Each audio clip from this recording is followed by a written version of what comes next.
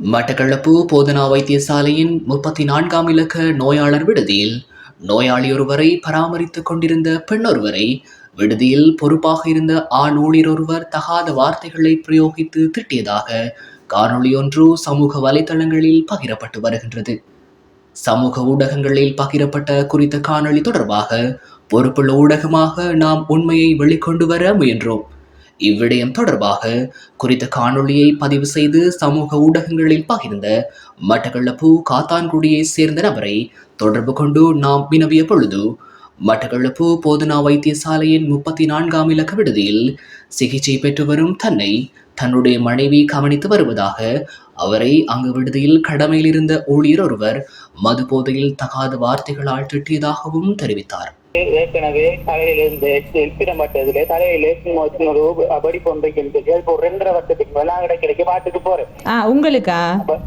எனக்கு அப்ப நான் ஏற்கனவே பாட்டில 16 நாள் பாட்டில் இருக்கக்குள்ள எனக்கு அந்த பிளட் கவுண்ட் கூட இருக்குன்னு சொல்லி அந்த பாட்டில் அட்மிட் பண்ணிட்டு எனக்கு பிளட் கவுண்ட் எல்லாம் போட்டு எங்களோட வைஃப் வந்துட்டு 16 நாள் அந்த பாட்டில என்னோட கூட நின்று அப்ப எனக்கு கிடைக்கிற தலை சுற்றுவாரு என்று சொல்லி 16 நாள் எங்களோட வயசு பாட்டில அந்த பாட்டிலே இருந்து கூட டாக்டர் சொன்ன தலைக்கு சுற்றுவார ஓட மணிக்கு கூடவே இருக்கட்டும் பார்த்து கட்டுமெண்டு ஓடு. அப்ப எனக்கு தேவை எல்லாம் போட்டு நிற்கக்குள்ள இப்ப நான் உண்மையில என் கையில ஒரு இதொண்டு வெட்டி கையில 4 கையில எனக்கு சாப்பிடையில மயக்கமா இருக்கல எங்க வயசு எனக்கு சாப்பாடு தீச்சிட்டு இருந்து கடவுள் மேல சத்தியமா நான் சொல்றது அவ்வளவு சாப்பாடு தீச்சிட்டு கூட பக்கத்து கட்டில இருந்து எங்க சொந்தக்கார ஒரு பொடியன ஒரு மாசம்பழம் ஒன்று கொண்டுட்டு வந்து தந்து சாப்பிடுங்க என்னோடு தந்தோடு அவரு போயிட்டாரு. பக்கத்துக்கு இப்ப அந்த பாட்டுலாம் இருக்காரு.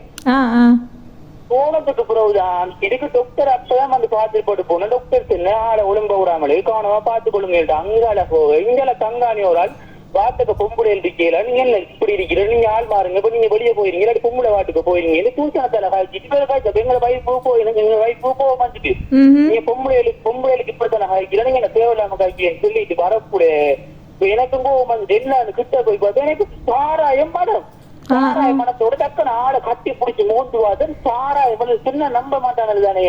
அதுக்காகதான் டக்குன்னு போன்ல வீடியோ எடுத்து நான் காய்ச்சி நீ பொம்பளைக்கு ஆதர வார்த்தையை காய்க்கிறதுக்கு நீ குடி வரீங்க நீங்க ஹாஸ்பிட்டலுக்குள்ள நீ எப்படி குடிச்சு நிப்பா எங்க தான் வீடியோ எடுத்து தொடர்ந்து வந்து பிரச்சனையாயிரு நான் அடுத்து நானும் வந்துட்டேன் நான் சண்டை உடுத்தி போட்டு. இதன் பின் குறித்த 34ஆம் இலக்க விடுதிக்கு பொறுப்பான வைத்தியர் முருகமூர்த்தியை நாம் தொடர்பு கொண்டு இவ்விடயம் தொடர்பில் வினவிய பொழுது, பொதுவாக வைத்தியசாலைகளில் ஆண்கள் விடுதியில் பெண்களை அனுமதிப்பதில்லை. நோயாளர்களை பார்வையிடும் நேரத்தில் மாத்திரமே பெண்கள் வந்து தமது உறவினர்களை பார்வையிடலாம். மேலும் ஒரு நோயாளியின் கட்டிலில் நோயாளியை தவிர வைத்தியர் உட்பட எவரும் அமர்வதற்கு அனுமதி இல்லை. இதுதான் வைத்தியசாலையில் இருக்கும் நடைமுறை. ஆனால் குறித்த நோயாளியின் மனைவி இரவு 9:30 மணி வரை ஆண்கள் விடுதியில் நின்றிருக்கின்றார். அவ்வாறு நின்றவரை வெளியேறுமாறு விடுதிக்கு பொறுப்பான ஊழியர் தெரிவித்திருக்கிறார். ஆகவே இதில் தவறேதும் இல்லை.